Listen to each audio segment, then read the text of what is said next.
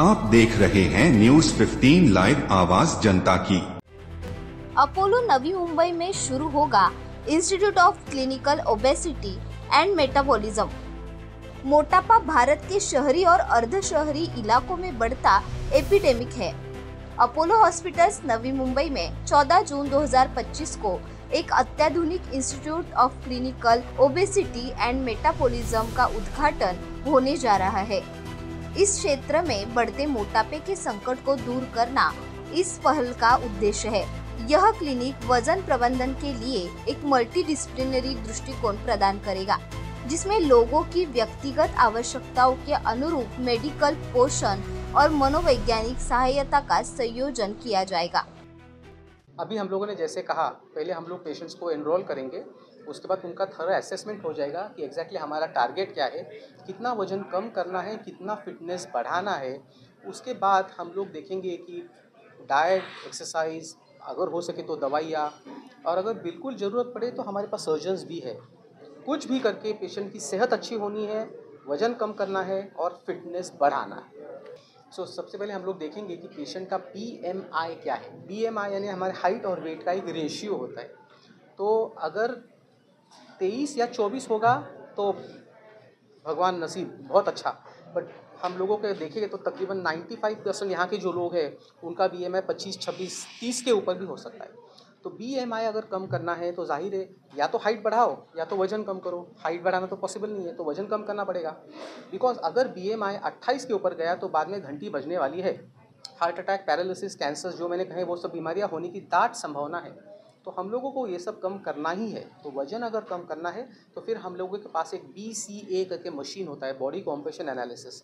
उसके ऊपर हम लोगों को मालूम पड़ता है कि एग्जैक्टली बॉडी में चर्बी कितनी है, क्या है, कहाँ पे फंसी हुई है। उस तरीके से फिर हम लोग हमारा ट्रीटमेंट प्लान करते हैं। या एक तो होता है कि एक तो वजन बहुत ज़्यादा होता है, उसके बाद स्ट्रेस फैक्टर हम लोग गिनते नहीं है ना। अभी हमारे गए साल में कम से कम 10 या 12 doctors who used to run marathon किया, घर में आए, घंटी बजाई, drop dead. So physical fitness is not everything, as Richa said. यहाँ पे भी होता है ना स्ट्रेस रिलीफ।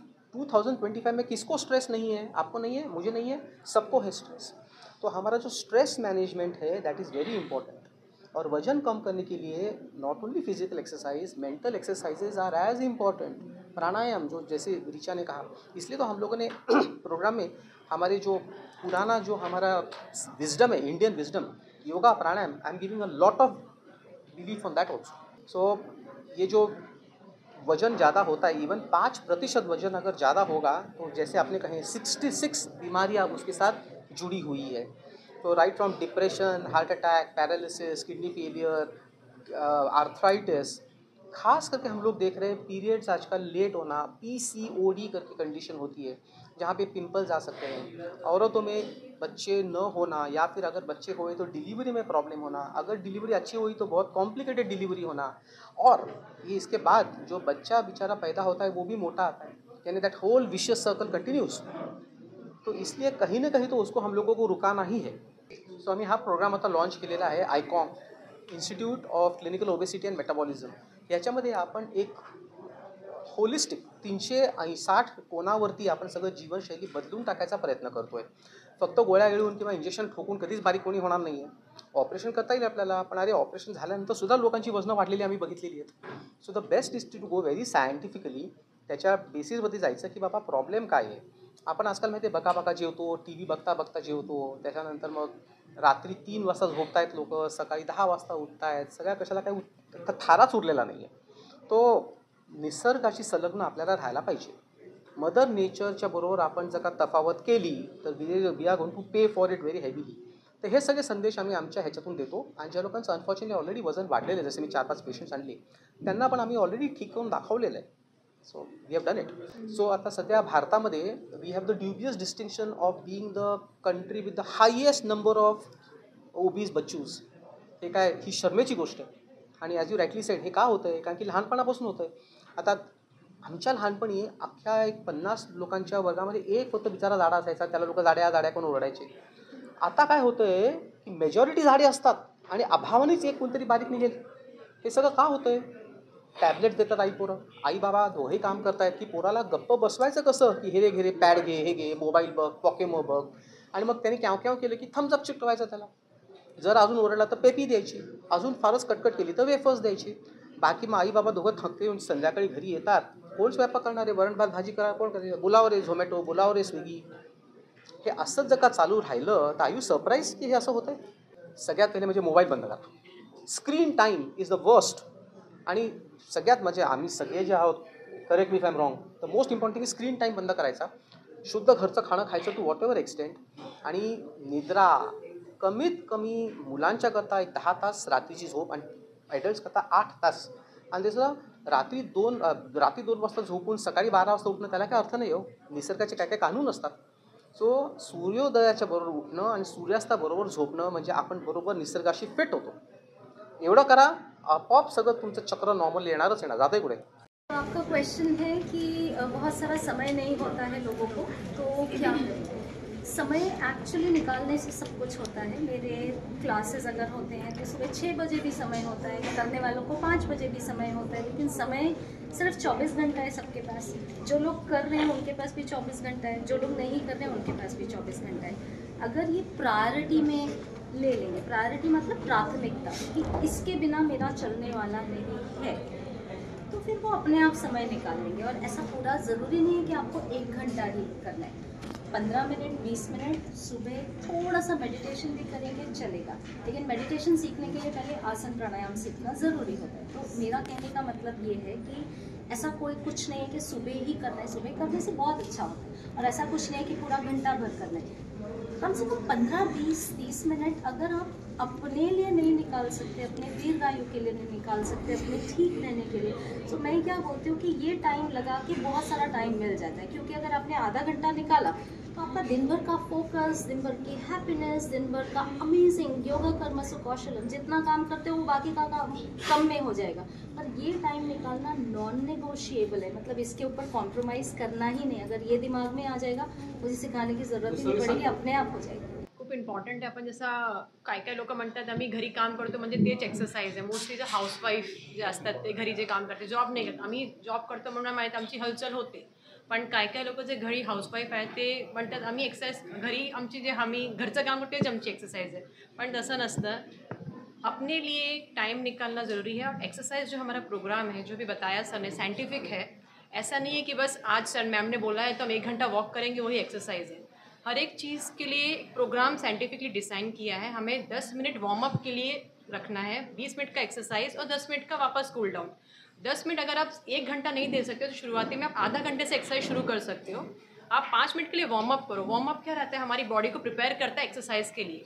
तो अगर हम वार्म अप में आप ब्रीदिंग एक्सरसाइजेज जैसे मैडम ने बताया वो इंक्लूड कर सकते हो. हल्के हल्के स्ट्रेचेस एक्सरसाइजेज इंक्लूड कर सकते हो. फिर आप कोई भी एक्सरसाइज, अगर आप, ज़रूरी नहीं है कि एक्सरसाइज करने के लिए आपके पास बड़े बड़े इक्विपमेंट्स होने ज़रूरी हैं. आप, अगर आपको होम प्रोग्राम भी हम देंगे, जैसे अगर हमारे प्रोग्राम में 24 सेशंस का प्रोग्राम है, उसके बाद में कोई पेशेंट है जो बोलेंगे अभी हम 2 महीने अभी हम घर पे ट्राई करते हैं, उसके लिए हम प्रोग्राम भी पेशेंट को एक्सप्लेन करते हैं. तो प्रोग्राम कैसे घर पे करना है, अगर जैसे यहाँ पे आप हफ्ते में 3 दिन आओगे, बाकी भी दिन ये नहीं है कि छुट्टी है, बाकी दिन भी घर पे एक्सरसाइज करनी है. तो वो घर पे जो एक्सरसाइजेज आपको करनी है वो कैसे करनी है. अगर हमने 10 मिनट का एक्सरसाइज किया, स्ट्रेचिंग किया, 15-20 मिनट का आपको वॉक करना है, वॉक करके स्टेयर्स चढ़ना है, वो हम आपको डिज़ाइन करेंगे. उसके हमने कूल डाउन करना है. Cool down in the sense, आप 1 घंटा एकदम फास्ट वॉक करें तुरंत आप रुक नहीं सकते हो. आपको धीरे धीरे रुकना है. अगर तुरंत आप रुकोगे तो आपका बीपी ड्रॉप हो सकता है, जो हम क्रैम्प्स बोलते हैं वो आते हैं. तो वार्म अप, फिर एक्सरसाइज, एक जो एरोबिक ट्रेनिंग है, कोर स्ट्रेंथनिंग एक्सरसाइजेज है, वेट्स के साथ exercises, and then the cool down. ये 3 चीज़ आनी ही चाहिए कोई भी एक्सरसाइज प्रोग्राम में. सिर्फ भागना ट्रेडमिल पे या सिर्फ साइकिल करना या सिर्फ रनिंग करना, ये एक्सरसाइज प्रोग्राम नहीं होता है. पूरा तीनों चीज़ों का मिलाप होगा तो ही वो एक्सरसाइज फिट होगा. Then you can sustain that weight. और सिर्फ 2 महीने वेट लॉस करके ऐसा मत सोचिए कि अभी हम छोड़ देंगे तो वापस वो रिवर्स भी हो सकता है. सो सस्टेन रहना चाहिए, उसके लिए आपको एक्सरसाइज मेंटेन करनी है. याला आपण एक समरीमध्ये टाकलं तर आमचं जो उद्देश आहे ते बेसिकली कम्युनिटीमध्ये जो माइंडसेट आहे, जो प्रिवेलिंग लाईफस्टाईल आहे त्याला चेंज करण्याचा आहे. Once you change the lifestyle things will change. आता तुम्ही बघितलं, I don't know how many of you remember, 20-25 वर्षापूर्वी पर woman, that is in India, भारताचा स्टॅटिस्टिक्स होता की पर वुमन 3 किंवा 4 मुलं व्हायचं. आताचं भारताचं स्टॅटिस्टिक्स आहे की पूर्ण देशामध्ये लेस दॅन 2. का झालं ते less than 2? Because mindset change. एक जनरेशनमध्ये माइंडसेट चेंज झाला. एवढं मुलं आपल्याला परवडणार नाही, कसं त्यांचं हे करणार, त्यांना पालनपोषण हे करत, कसं स्कूलमध्ये कसं पाठवणार, जॉब कसं. तर माइंडसेट, सोसायटीचा माइंडसेट चेंज झाला. तसाच आमचा उद्देश हे आहे फायनली की सोसायटीचा माइंडसेट चेंज व्हावा. एक होलिस्टिक प्रोग्राम त्यांना द्यावा की त्याच्यामध्ये मेडिसिनचा गरज पडलं तर मेडिसिन, पण डाएटमध्ये काय हेल्दी आहे ते खावं, हेल्दी लाईफस्टाईल कसं करावं, स्ट्रेसला कसं हे करावं, फिजिकल ॲक्टिव्हिटीला आपल्या डेली लाईफमध्ये कसं इनकॉर्पोरेट करावं, ते सगळं जोडून आम्ही एक प्रोग्राम आणलेला आहे. आणि I am sure 100% sure that this will be a template. बाकीचे हॉस्पिटल्स, बाकीचे हे हेल्थकेअर इन्स्टिट्यूट्स पण आम्हाला बघणार and they will, because this is the need of the hour. आपल्या कंट्रीमध्ये obesity is a serious problem amongst adult people, now amongst children as well. आणि ते ॲड्रेस करणं खूप गरजेचं आहे. गव्हर्मेंट लेवल पण आहे आणि प्रायव्हेट लेवल पण, सामाजिक लेवल पण, इंडिव्हिज्युअल फॅमिली लेवल, प्रत्येक लेवलवर ते ॲड्रेस करण्याची गरज आहे. ते आमचा एक उद्देश आहे. Union of body and mind. So this help us in all the aspects of obesity. दिमागी तौर पे, बॉडी पे, मुंह पे, everything is योग. It's connecting with your body, mind, taking decisions for how good diet I will follow, whether to follow it or not, disciplining, time zone, sleep pattern, relaxation. I think that is what, it helps even in your diet program. Your body gets more programmed to eat well because the hormone ghrelin, जे आम्ही म्हणतो, ज्यांनी भूक वाढते, त्याच्यावर पण control करू शकतो. म्हणजे ही गोष्ट म्हणजे लोन घेतल्यासारखं आहे. Everything is temporary. Finally at the end of it you have to count the calories. तुम्ही पैसेही मोजता त्याला, आणि ते पैसे मोजून तुम्हाला किती कॅलरीज, किती प्रोटीन मिळतं, हे आमचं काम आहे काउंट करणं. So is it worth it? Are you going to take it life long? We can give it, but there is you cannot replace 2 meals. कोणीतरी सांगितलं की 2 वेळा जेवून का आणि पावडर खा, भरभर वेट कमी होतं, पण तेवढंच झपाटीने वजन परत वाढतं. त्यामुळे fast weight loss is not the answer. Sustainable weight loss is the best thing. जसं आपण जिने चढतो, उतरताना एक पायरी उतरतो. So it's all about that.